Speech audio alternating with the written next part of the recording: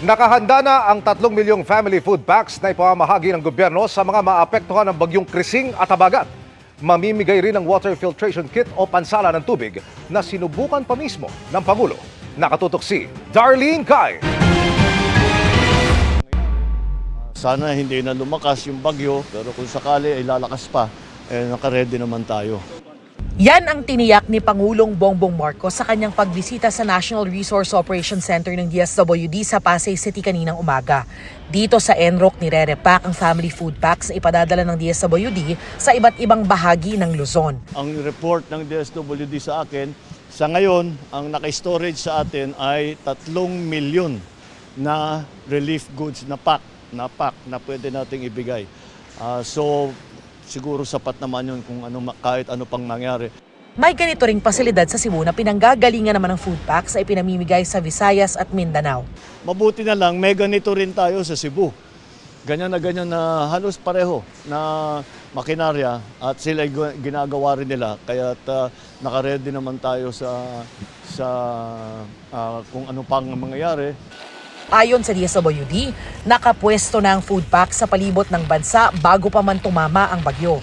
Kaya ngayon ay nagsisimula na silang mamahagi ng mga ito. Sa Cebu, sa Negros Occidental area, nagdi-distribute na tayo kasi yung Habagat na apektuhan na sila. We're also looking at Mindoro, Region 7, Region 6. Handang-handa rin tayo sa Northern Luzon, Carag, sa Car, sa Cordillera, Region 1 at Region 2. May mga pre-position tayo na family food packs doon. Kulang-kulang almost 300,000 yun nandun sa mga areas na yun. Bukod sa food packs, namamahagi rin ng DSWD ng sanitation kit, mga damit, gamit panluto at water filtration kit. Nagsample pa ang Pangulo ng pag-inom sa tubig na sinala sa filtration kit na ipinamimigay ng pamahalaan. Yung tinesting namin, yun yung balde na merong filter na kahit anong klaseng tubig, wag lang malat, pero kahit na iba pa sa fresh water, kahit hindi masyado malinis, pwedeng ilagay sa balde, pwedeng inumin, dadaan lang doon sa filter na yon. Fully automated na raw ang operasyon dito sa NROC. Ibig sabihin, puro makina na ang gumagawa ng pagre-repack ng relief goods imbes na mano-mano. Mahigit 20,000 family food packs daw yung nagagawa ng DSWD dito sa National Resource Operations Center.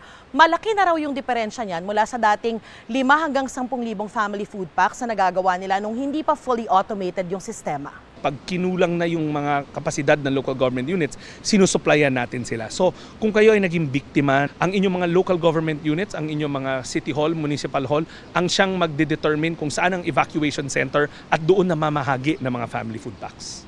Nakahanda rin daw ang DSWD na mamigay ng financial assistance sa mga masasalanta ng bagyo. Nakadepende ang halaga sa assessment ng social workers. Para sa GMA Integrated News, Darlene Kai, nakatutok 24 oras.